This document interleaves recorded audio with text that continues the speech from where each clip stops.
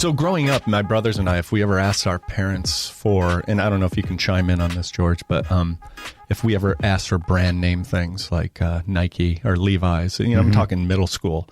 My mom would always say, well, our last name is Youngman, not Rockefeller. And if we wanted to buy that stuff, we had to buy it with our paper route money, or after we got, our first jobs, we would have to buy the brand names on our own. We weren't allowed to, the money was for, her cigarettes and such. So we couldn't get the brand. It was for Marlboro and Virginia Slims, not Nike. And so if I ever ended up going to local favorites like the Shed House or Old West to get my Levi's, or wanted to get Levi's, I could never go there. I would go there with friends and they would buy, painter pants and, the nice Levi's jeans. But I would end up having to go to JCPenney and buy a brand called Plain Pockets, which was the brand of the poor kids in Brighton. And also, if I wanted Nikes, we would buy Toughskins. That was Sears. Zips. That was all you tiers. could run faster when you wore zips. If you had the zips on. But if I wanted Nikes, they had knockoff Nikes at a place called Star Market, a grocery store, and the swoosh was upside down. And it was just like being tagged a loser to have that up down. There was a Mikey's with an M. Swoosh. Yeah, right. Mikey's shoes. These are great. I love these. But did you have that issue, or did your parents? You were pretty fancy over there. I don't think I was that fancy. Did you have the Levi's? I did. No, Nike? I did. I did have Levi's. Lots of Levi's. No, not really any Nike. And my mom would buy me these like weird brands like Gant, the velour shirts. Yeah, Gant. So I went through this. That's velour, comfortable. I went through this highly flammable velour shirt phase. That stay away from open flame. Yeah, that was just, I don't know what it was about. It's like, so it was a lot of that, a lot of velour. Then we got out of it, and I liked a nice polo shirt, but it was never like Ralph Lauren polo. No, just me either. Hunt Club. I had. Yeah, exactly, like a regular polo shirt. Yeah, same thing. Yeah. This is just as good as a polo shirt. Yeah, but you're not understanding. Yeah, you go to school and you get shredded if you're wearing the off. Yeah, but brand. I don't know. I don't remember people bullying us that much. I didn't get bullied, but I got made fun of. It wasn't like you're, we're not going to talk to you or you're not our friend anymore. Right. But the kids notice it right away. Well, the one time I got made fun of, and we'll talk about this later in the show with my crazy style. When no one's around to help me, I kind of go rogue. Do you remember that Ron John surf shop? Yes. That was over on Alexander, over in Rochester. Yeah. I bought literally those jams. Oh, did you? The Hawaiian pants. I never jammed. That were, and they like rose up to mid calf. Oh. So I looked like some bad Emporio Armani ad from like 1985. Beachcomber. Yeah. So I wore those jams bright yellow with big flowers on them. I got demolished at school. Yeah? How old were you? Oh, God. It was... I was sophomore year. High school? Yeah, it was high school. God, I remember you wearing that. I would have said something too. Oh, I'm sure you did. Maybe it was so horrible you blocked it out. I had a lot of zingers. There's so many I can't remember. I got demolished. I had no stylist, which I needed desperately back then. Yeah. Bad. I don't know. I felt it was a good lead-in for your guest today. Also, we're talking about your guest. Yep. In 1988, I was a part of a Levi's commercial campaign. I was filmed. Yeah. I used to work in an executive YMCA in Pittsburgh back when I was in school there. Okay. And they had all the, the big people like lawyers and, advertising people. And there was one guy who came in and he's like, you should be in commercials. And I'm like, oh, wow. Are you saying he was gay? Yeah, he was gay. Okay. He got me in some Giant Eagle commercials. It was a local grocery chain there. Okay. And then he scored this thing through Levi's where they're doing a 501 Blues ad campaign. Do you remember those? Yeah, of course. And they were going to film one in Pittsburgh, and so it was myself and like 4 other people, but they didn't film it in Pittsburgh. They ended up taking us all down to Baton Rouge, Louisiana. They filmed it. I was shirtless, George, in jeans, me and the other guys. Not the girl. There was a girl. Right, thank you. There was a girl with a like a wife beater on, and she was the main focus. But only the guys. All the guys were shirtless. This thing never aired. I don't even know what happened to it. And I'm pretty sure the director just watches it on a Saturday night to relax. Still to this day. Wow. I wonder where he is. Yeah. But anyway, who do you got today, George? Tell the people. We honestly, we're very humbled and honored, speaking of Levi's, to have Kaede Matsumoto. She is Levi's Global Brand Style Director. You can find her on many YouTube videos and in various magazine articles if you Google her. She's built an incredible career at Levi's, but before she got there, she's got quite a story to tell us about how she got there. Yeah. And truth be told, she's also one of my oldest friends. Yeah. So just want to put it out there. Yeah. That you're so cool. We do have a previous relationship, so there will be a lot of camaraderie on this. Go ahead. You two have fun. Really I'll just be right over here. Well, but there will be a lot of that. So, Kaede, welcome. Hi, Kaede. Thank you so much for joining us this morning.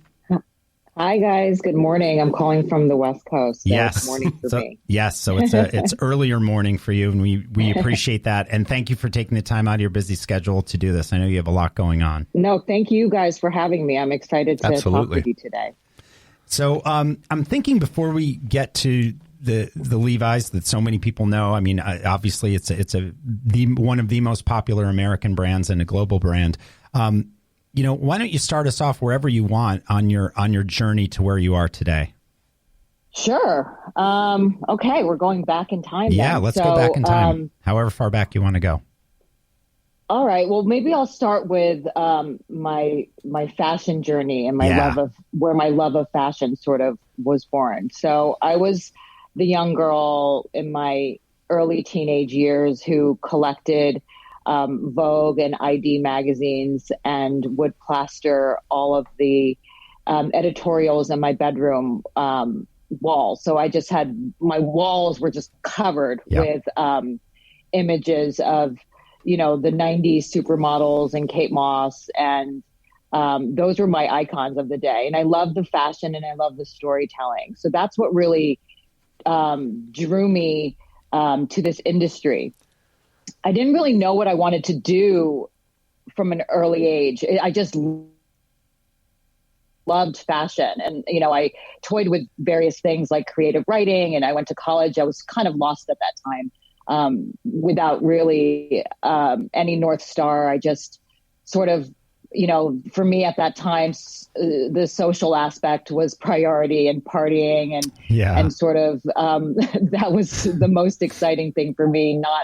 I wasn't really career focused, but around my junior year, I was like, all right, it's time to buckle down and figure out what I want to do. And that's when I really started to consider fashion as an option.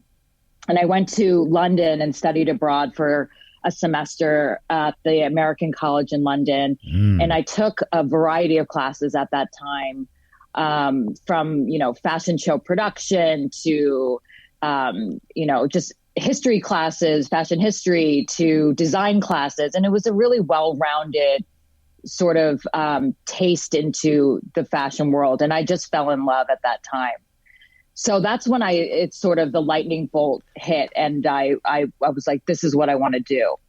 But back then we didn't have the internet really. So I didn't have any way of researching the different career paths. So after college, I moved back to New York City. I grew up in New Jersey. So it was, my home in a way. And I started assisting at various sort of licensee jobs. I worked for Bill Blass for a little while. I was basically a glorified secretary, receptionist at that point. And I didn't really at that point, I'm like, what do I want to do? What field do I want to go in? I know this is the industry. And then I remember back in those days, it was WWD that we would always get every day. And I was looking through WWD one day, and I was looking through the wanted section, and it was like a light shown on this one section that Donna Karan was hiring. And the job was to be stationed in Japan. And just a little note to, I'm Japanese. My parents are both born and raised. So I grew up, that was part of my culture and going every other summer. And so this really appealed to me because for a long time in my childhood, I sort of rejected my Japanese background because I grew up in a very, Caucasian, white, exclusive town. And so I wanted to be like my friends. And so I didn't embrace my heritage until really later in life. And so, when I had this job opportunity and I interviewed, I like felt it in my belly. Like, I want this so badly to move back to Japan and to have this opportunity to work for Donna Karan. And through many interviews, I ended up landing the job. And a few months later, I was on my way to Tokyo and lived there for 2 years. 2 years in Tokyo. Okay. Yeah. So that was really the entryway into what I did for the next almost 20 years of my career, which was visual merchandising and working within the 3D store environment space. And so, and that's actually where I ended up meeting George many years down the road, was at Club Monaco. Yeah. And I became a visual merchandiser. I would do window displays. I really created the environment in which many retailers, and I'll name a few, sort of express their identity. Yep. Through the retail space. Yeah. And at Club Monaco, we especially in the early days, we had a lot of free reign there. I mean, it was kind of nice. We did. It was a really creative company. Yeah, I don't know that we took full advantage of that, other than going to fun lunches and our trip to Miami. Exactly. But I mean, one of the jobs that we had, George, which I'll never forget, was we would open stores. Yeah. And so, I was the visual lead, and then at that point, you were in charge of retail. And so it was sort of the operational side and the creative side together, hand in hand. Yep. And so we were like the ones at the helm, really opening stores. Absolutely. And there was a lot of synergy. I mean, there's a lot today that I wouldn't know had you and I not worked together. You taught me a lot. You really did. You taught me a lot as well. Yeah. I enjoyed, you're such an incredible business mind, but you inject a lot of creativity in the way that you think. You're truly entrepreneurial. So I got so much energy from just talking to you and ideating with you. And I think that's something that we've always connected on is absolutely the love of sort of like brainstorming new ventures and ideas. That's great that you can both piggyback off of each other. The ideas and what you both do for, like, George was a retail side, you were more the visual. That's great. I love that. Exactly. Yeah. So that's something we've always shared. Absolutely. Even to today. So after New York, you made, I remember it well, when you made the trek to the West Coast. Yeah. I mean, I've always been someone that takes big risks when I feel unsatisfied or something's calling me. And, I'd been in New York for, at that point, almost 8 years after I'd moved back from Tokyo. And, I was living in Brooklyn at the time. Yep. I was working at Club Monaco, and I'd started interviewing at various companies. I had actually had some job offers on the West Coast, but they weren't right. It was the first job offer that I had was based in San Francisco. Mm-hmm. And I wasn't ready quite yet at that point to move to the Bay Area. I wanted, LA felt more my speed. So I sort of targeted LA as a place that I wanted to be. And an old boss of mine from Club Monaco, his name is Rene. He brought me on to Lucky Brand, where he was the creative director, mm-hmm. and he brought me on as the visual director there and moved me out to LA. I remember that. I remember when you left, and then I remember there were a lot of fun times in LA, though. So much fun. I mean, I feel like the world just opened up to me at that point. Being an East Coaster my whole life, I didn't really know the West Coast lifestyle. And to go from, sloshing around in the snow and in the springtime, the heavy rains and, just, I always said being able to only carry my groceries with two hands. I switched gears to, this just glorious, year round being able to hike and, open, landscape, and just a totally different lifestyle than what I was used to. So moving to LA really just blew my mind on so many levels, and really was a big shift mentally for me as well.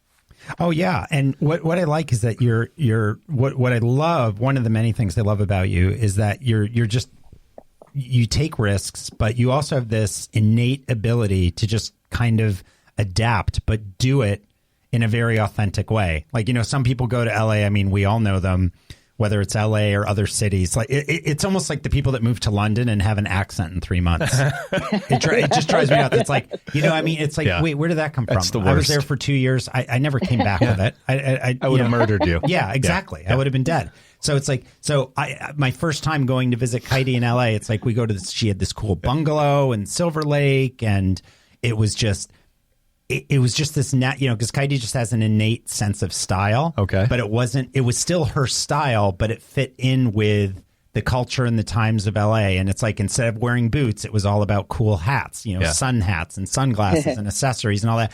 But it wasn't fake. It was real. And I think that's one of the many things that's made her so successful, is that it was you just had this very authentic way about you wherever you were, when we would take trips or when you would make moves. You just had this authentic way about you. And I think that's why you got so much out of everywhere that you've lived. Would you say that's fair? That's fair to say?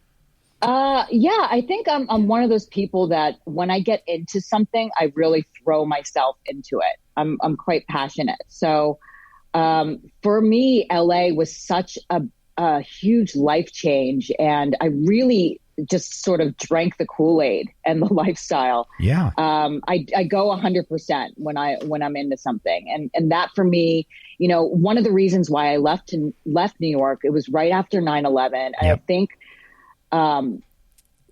that affected me in really deep ways that, I didn't really even know myself at the time. I think there was a lot of trauma involved there. I mean, George and I went through it together. We were there, during 9/11, and we saw a lot of it happen. And so, I moved from New York almost a year after that. Yep. And I think, for me, LA represented a new start. Not that I was running away from New York, but it was a time for me to sort of process what I went through, what we all went through collectively, and then sort of turn it into a positive new lifestyle for myself, so I could do good things. Absolutely. And you did great things in LA. And then depending on we can go high level or a little bit deeper. Let's talk about post LA, because you took a really amazing journey that I think I wish more people, including myself, had done what you did after that, because you got to a point with your work and you were like, I'll let you tell the story, but I just wish that more people had done what you did. So I'd love. Well, I think we all experienced this at some point in our life. I think you had mentioned to me, Todd went through something similar in his 40s, where we kind of are on this track and we think that this is what we're supposed to be doing, and we're doing it well. And we start to climb up the ladder, and we're like, and then you look back and you're like, I don't even like this. Who have I become? Bingo. And that was that moment for me when I was my boss, Renee. I remember I was in my review, and, he was the vice president of creative at that time. And he was sort of like, you're doing a great job. Next step is sort of, my role. And I kind of thought to myself and looked at him, I don't want your role. Like, you're miserable, you're working your ass off, you're unhealthy, and I just didn't admire, maybe it was how he was handling it, but I just didn't, it wasn't the path that I wanted for myself. Right. And so at that point, I was like, what is the next step for me? And I had no reservations about switching gears at that point. I sort of had it. And I was like, it's time for a change. It's time to figure out what my next steps are. And so I strategized a plan to take all my savings, and quit my job and travel for a year, which I did. I kind of started planning my route, and it took about a year to plan, but I planned a trip around the world. Right. Yeah. So that was, for me, this big turning point. I was 36 at the time. Mm-hmm. And, I was like, I had the world ahead of me, and I was like, I'm going to go on this big trip. And then when I resigned to my company, they were like, you can't leave. And so we negotiated a little deal where I stayed on for an extra 3 months to help find my replacement, train my replacement. And, they gave me a little package to stay on, which was extra pocket money for my trip. Yep. And then, I ended up leaving after that 3 months. Yep. And what was one of the most, I guess, you traveled a lot. What was most impactful along that trip? Was there a certain place that had the most impact, or were there just bits and pieces you drew from? Well, I think the biggest thing for me was the trip was not as I'd imagined. Right. I mean, you think you're going on this round the world trip, and I actually started my trip off at Esalen in Big Sur. Mm-hmm. And then I went to Morocco after that. And the thing I quickly realized was how lonely it was. Yeah. You have these visions of, just this incredible social community that you're going to develop. And I remember, I had to get my groove and figure it out. But, I spent a lot of times in internet cafes trying to figure out what my next step was. And so I was not really enjoying the journey. I was kind of, always planning my next destination. Okay. So that was a big lesson for me was, I had this year to kind of figure stuff out. And the first, I would say, third of that year, it was really lonely. It was hard. It was me getting my bearings straight. It was figuring it out.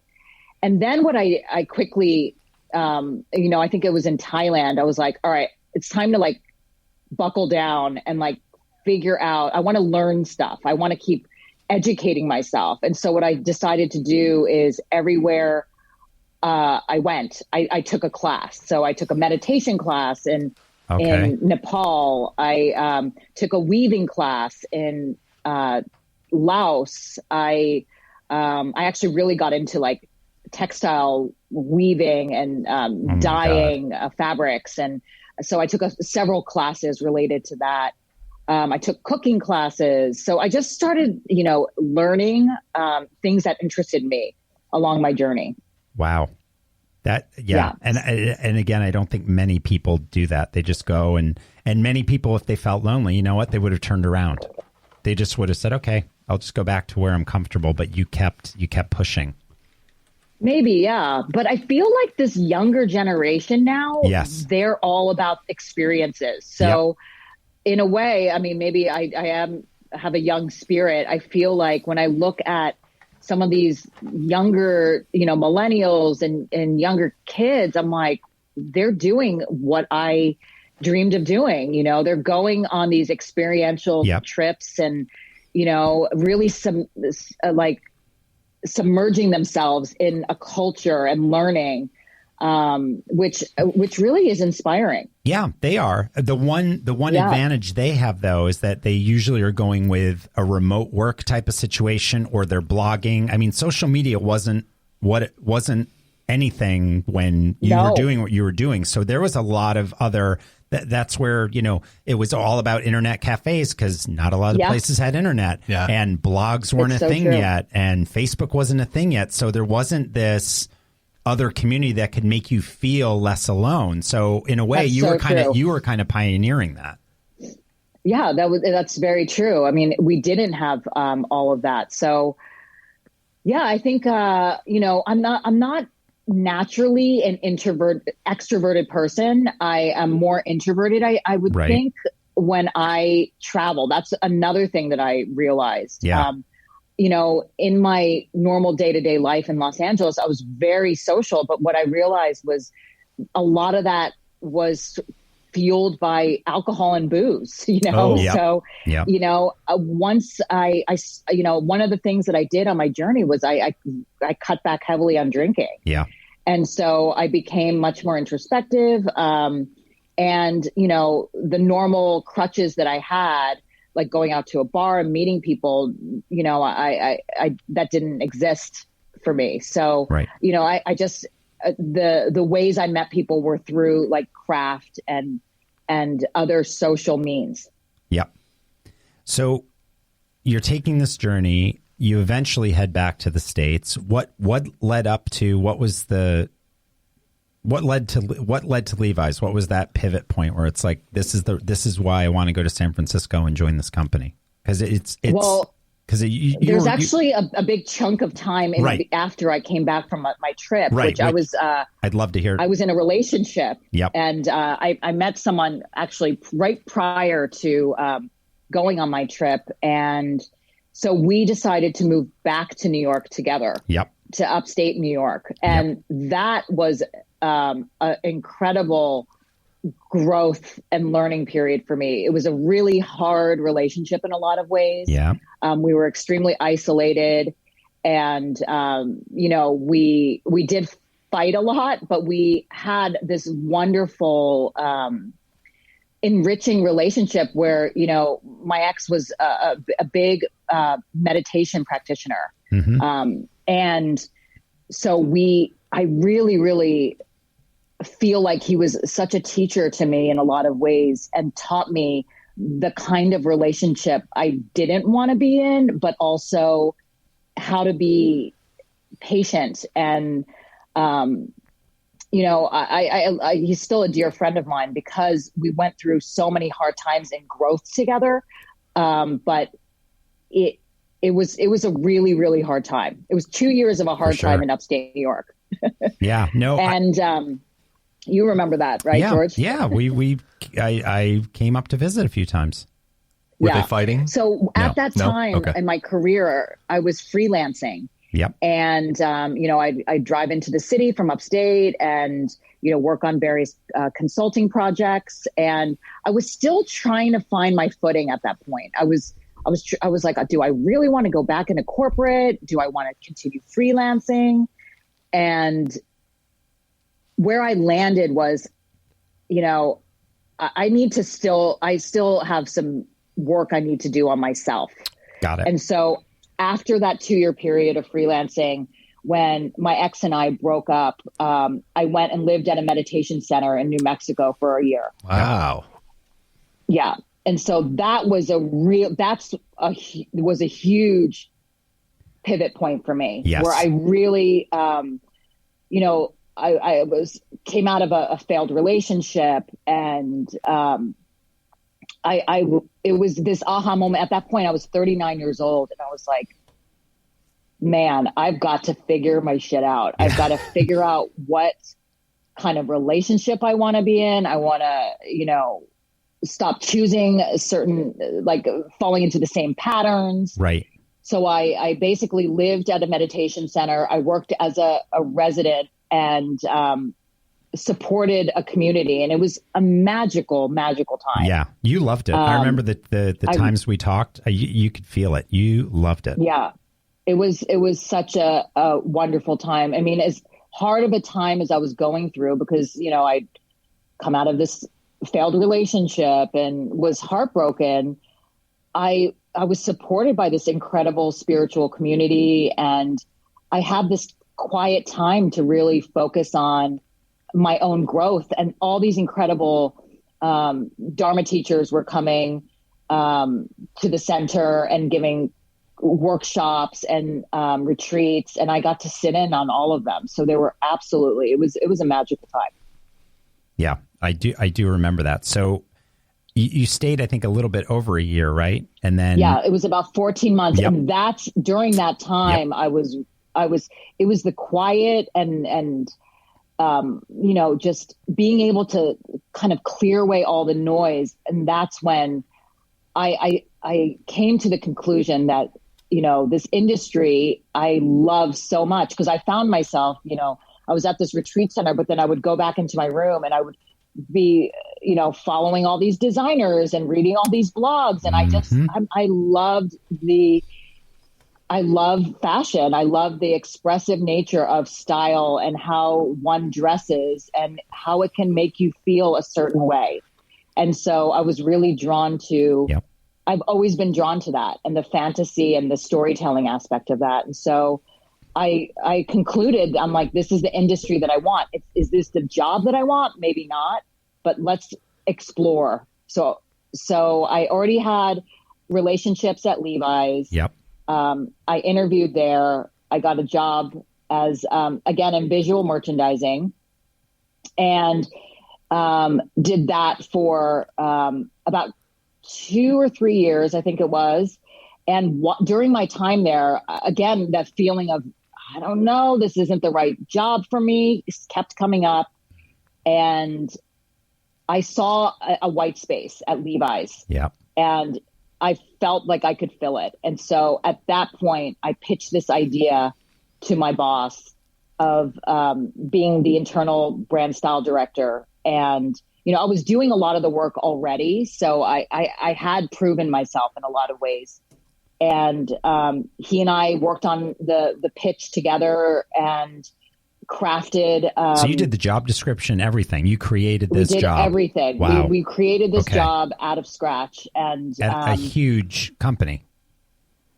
Yeah, it was a big undertaking, but it was also, it has been the most rewarding sort of thing I've done in my career to date, is building this team and building this department at Levi's. And now it was 2014. So it's been almost 6 years of developing the look and feel and establishing the department and crafting sort of what the sort of style point of view is at Levi's. Right. And this required you and the team would travel, and this would be for their global campaigns, correct? So you would style these global campaigns. And you'd work with different models. We would do everything. And Todd, funny enough, you were mentioning the global commercial you were in. But we work on, I work on all the commercials. I work on all the campaigns. We kind of have our hands in a little bit of everything that is content related. And it's evolving, which is really exciting. I'm learning new things constantly. And that's the most, I like change a lot. And I like, to drive a lot of change. And so it's the perfect job for me because, we're constantly evolving with new technology, new, what this, again, I'm mentioning, this younger generation a lot, but I'm so inspired by them because what they're doing is so innovative and it's so different from, what I grew up with in retail. Right. Yeah. So you're saying you actually show up to photo shoots and commercial shoots, or no? Do you not do that? No, I do. I've been involved in all the commercial productions since 2014. And then we also do our campaigns as well. So if you were around in 88, we could have met on the set down in Baton Rouge, Louisiana, and maybe you can get your hands on that commercial. I'd love to see it. Oh my God. I have a feeling it's in the wrong hands. I'm going to try to find it. Please. She will. She'll try to find it. It was shot in Baton Rouge, Louisiana in 1988, like fallish, and I'd love to see it. And it was the 501 Blues. The 501. Remember the campaign? Yes. That campaign? It was huge. It was a huge. Is it the one with Bruce Willis? No, there's nobody famous. These are all people. Like I was there for school in Pittsburgh, and it was me, 4 other guys, and a female that went down to Baton Rouge, and we filmed this. Now, really? Yes, please. I'd love. My God. If you could find it, you'd be my hero. I'd love to see it. Yeah. Wow. There was a series. I think we actually made a lot of like Bruce Willis was in one of our ads. Brad Pitt, before he was ever in anything, was in one of our ads as well. Oh, that's so cool. Oh, that's right. That's when Brad Pitt was also like he was a guest spot on Dallas. That soap opera. I didn't really watch it a lot, but anyway, you like the Brad Pitt. Yeah, he was, whatever. All right. Blonde had its moment. It was okay. So, I've taken so many notes, just and a few things for for the team out there that's listening, it's like in this role now, you're driving a lot of change. But what I love is that you saw this white space, which I don't think, again, many people don't realize that you saw this white space and you worked with somebody as opposed to trying to do it solo to try to fill it, and created this great position for yourself. What would you tell, because fashion right now is in a very difficult place, what would you tell somebody that wants to go in your direction, but they're in their 20s, they're starting out, and ultimately they want to be in a creative role, maybe a creative director, or, in your world? Is there anything you could tell them now while they're starting out in their mid-20s? Yeah, I mean, what I would say is it's never too late. I mean, I was 40 when I, sort of pitched this idea. I was actually 42. So, I'd been doing something else, another career in the industry for many years. So what I would say is if it's something that you love to do and you feel strongly that this is the right path for you, then, take those risks, take a pay cut, do what makes you happy. I think so many people, that's what the hamster wheel that we get caught up in is, I'm at this certain point, I can't step away. But in the end, if it's something that you're passionate about, it will pay off. I truly believe that. It may, you may have to take a pay cut initially, but you will find your footing and you'll find your way. And it's most important, I think, to be truly happy and fulfilled in what you do. Could not agree more. It's not all about the money up front. It's and you taught me this more than anybody. It's just that whether it's in work or in life, it's like, it just takes time. You don't want to rush it. Why rush it? Why speed through things? It's like things take time. And it's never too late. I think that's the thing too, to switch careers. If you've been, working at Apple for, the first 10 years of your career, but you've always wanted to get into, I don't know, holistic medicine or whatever it may be, like, you can, it's not too late to change, paths. And, we've got our whole lives ahead of us. It's just much more fulfilling. I think it's, so many of us from an early age were fed what we're supposed to be doing from relationships. Totally. We're supposed to be married at a certain age, or, our job careers, you're supposed to be a doctor or a lawyer, all these things. And oftentimes we just do it because it's what is expected of us. Right. And then we find ourselves in our 30s or in our 40s, like, how did I even get here? Yeah, right. I think it's those big aha moments, they come to us in various ways. For me, that aha moment was I was at the Hollywood Bowl at a Radiohead concert. And I'll never forget.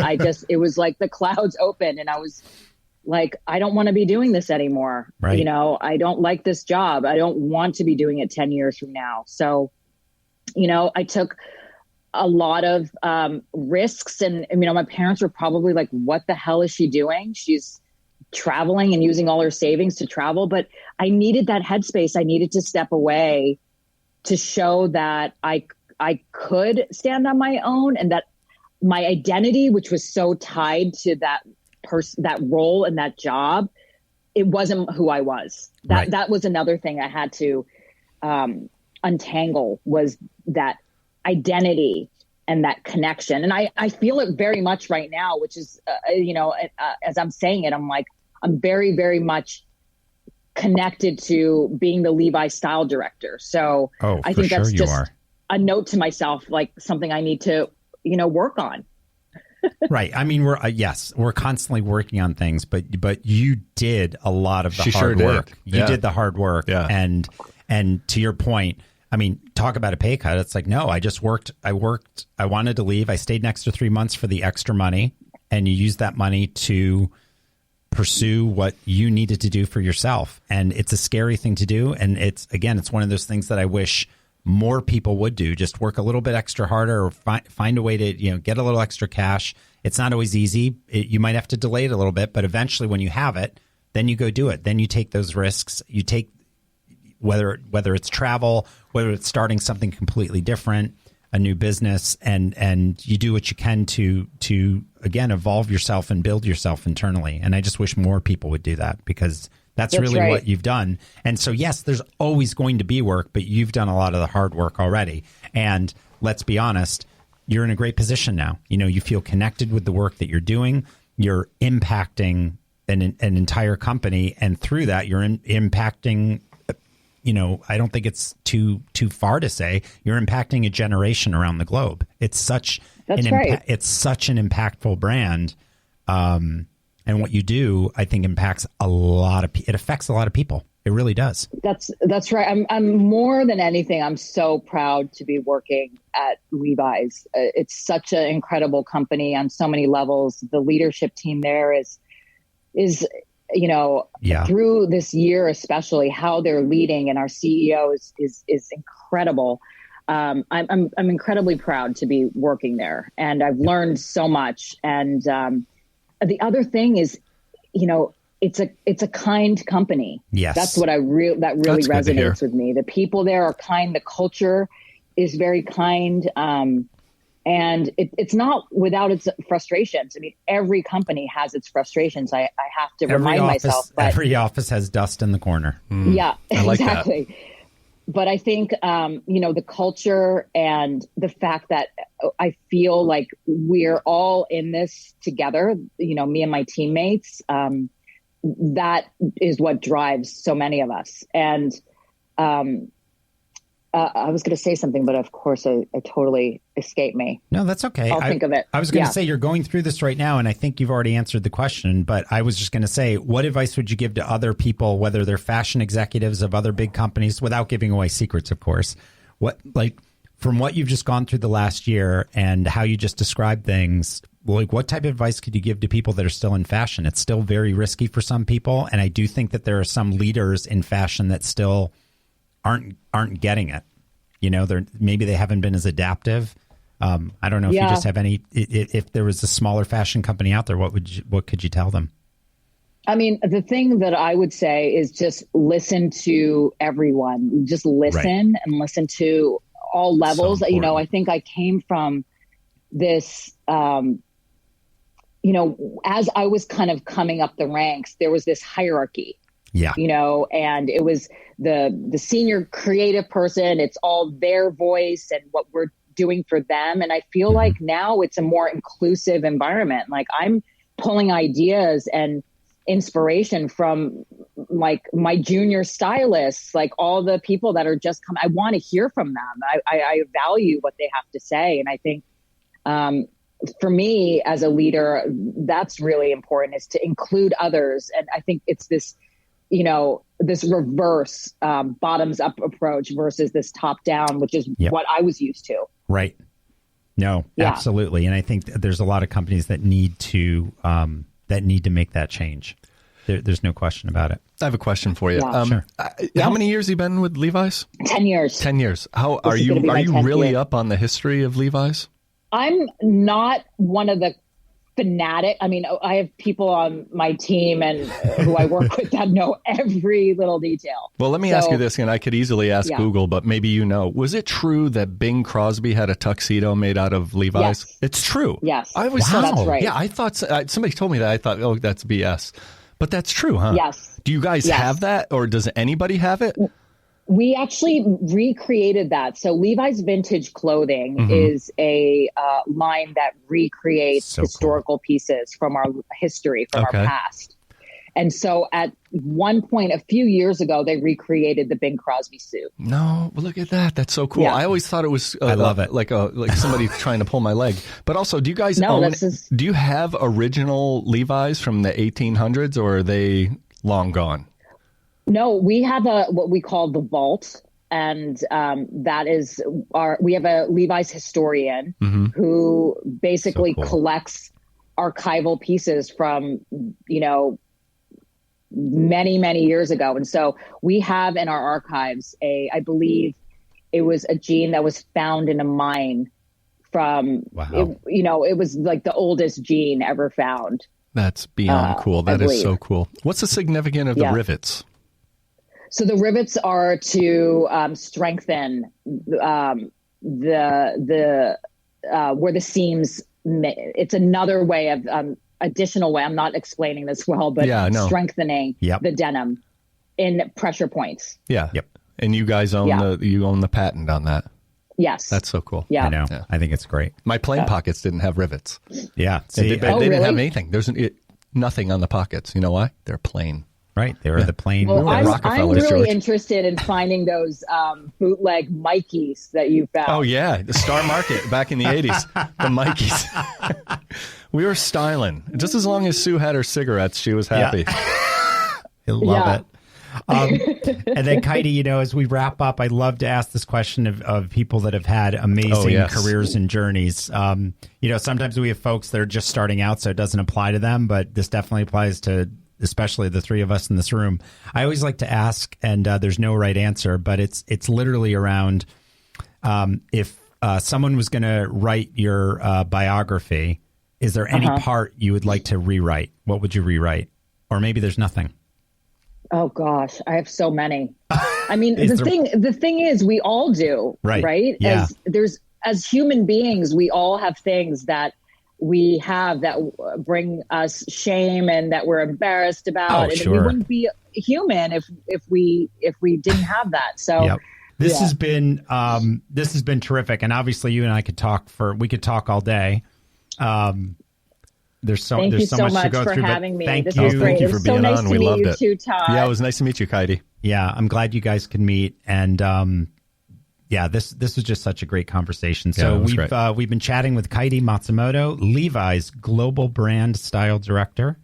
And again, you can find her on Instagram. She's got YouTube videos. You even have I've got a very limited social presence intentionally. Yep, I understand that. Knows. But I even so lucky. I even saw, just looking up, you've been in a couple like Indian magazines. What? It's very cool. Oh, have I? Like denim style. Have I? You are. There's an Indian magazine where you're featured in it. It's really cool. Oh, really? Yeah, it's really cool. Yeah, I have traveled for speaking engagements and stuff, so I will do like seminars and stuff. No, I love it. I love that she didn't know she was in it. That's great. Yeah. Kaede's not. I did go to India a few years ago. Yeah. So. No, I love it. Yeah. But Kaede, honestly, thank you so much for your time. I know you're busy. I know you've got to start your day. So thanks for waking up with us. And of course. Yeah. Thank you for having me. It was wonderful. Absolutely. Talking to you Thanks, guys. Kaede. Yep. We'll chat soon. Thank you. Yep. All right. Bye-bye. That was great. And what I also, when you guys were talking about what was the name of the company you first worked together as merchandise? Club Monaco. Yeah. I don't know what the atmosphere was like. I don't know what it was like, corporate wise. I'm sure it had its ugly. Yeah. But I always found like when I had jobs that if you could surround yourself with good people that you worked with that were on your level, it made it bearable. You could suffer through the bullshit. And if you had good people that you could laugh with, go to 2-hour lunches and have alcohol like you two probably did. We didn't drink at lunch. Not much. But I mean, just things like that. It adds to making things a little more palatable. It did. And we just, our. And here you are, what, how many years later? 22, 23 still years friends. later. Yeah, right. Still friends. Right. Know each other inside and out. And, it all started at this one walkthrough at one of the stores. And we just were bored and we looked at each other and said, let's go. Oh, it was the Chat and Chew. That was the name of it. So let's go to Chat and Chew. And so Chat and Chew is this like hole in the wall. It's one of the places where you didn't want to wear like a sweater because you'd come out smelling like it. Oh, okay.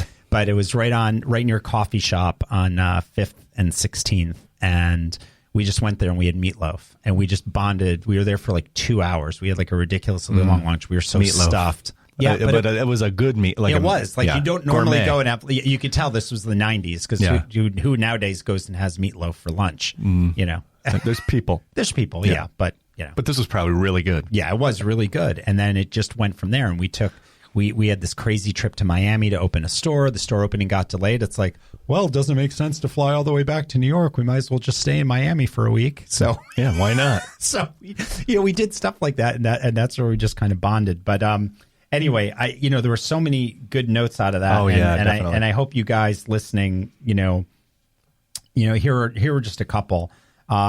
You have to, you find what you love. And in Kaede's case, she just loves, with us engaging with each other. We love the art of brainstorming with each other. But some of the big points she made was, she likes to take big risks. She likes, it's important to listen to what's calling you. when you look at what she did at Levi's for herself, she saw that white space. And how many times you see a white space and you know how to fill it. And that could be at a big company, a small company. It could be as an individual, like you as a performer. You watched other perforers, right? Yeah, absolutely. You got to. And you saw, and you learned things, but you also probably saw like, hey, here's where I fit. Right. Here, I don't need to use F-bombs and all that. No. And it works for some people, but this is where I'm going to fit in. This is where I'm going to stake my claim. And you, much like Kaede also, you throw yourself into change. It takes time to find your groove, but once you do, throw yourself into it. Don't hold back. Throw yourself into it. I liked her journey, that when she was on this journey, instead of just turning around and being like, God, I'm lonely, she's like, I'm going to learn stuff. So she'll take a weaving class here, a dyeing class here, a meditation class here. There's all type, to keep the brain going. Right. That's all. And then you're traveling and you're by yourself. When you do these classes, you meet other people, and they might not be lifelong friends, but there are moments that you have with somebody that makes your overall experience that much better. So yeah, and I always feel you can take from anybody you meet, you can take either a positive or a negative away from somebody. Yep. So yeah. And and I think finally I think some of those moments she had, that how did I get here moment, much like what you had when we talked when we had your show. Yeah. How did I get here moment, and then you just kind of untangle your identity and find that connection that really works for you. So there were just a lot of great things there that I hope you guys got out of this today. And more importantly, she may find that 501 Blues commercial I was a part of. That's going to be huge. And if we find that, we'll put that up for everyone to see, because I was hot. That will be on our listen. I know I look like Father Time now. That's going up. that video is going up on the YouTube channel. Yeah, let's hope she gets it immediately, and we'll do a huge blitz on that. Yeah. Blitz. So one last thing, folks. Remember, one other cool thing that she did that I think many of us don't think to do is, like, if you have to, take that pay cut and do what makes you happy. Because if you take that pay cut and get to something that makes you happy, that happiness is going to generate your future success. Yep. It really is. And it may sound corny, but it totally does. So if you put your heart into it, yep, definitely. So that's the story, my friends. That's the story. Say goodbye, George. Goodbye, George.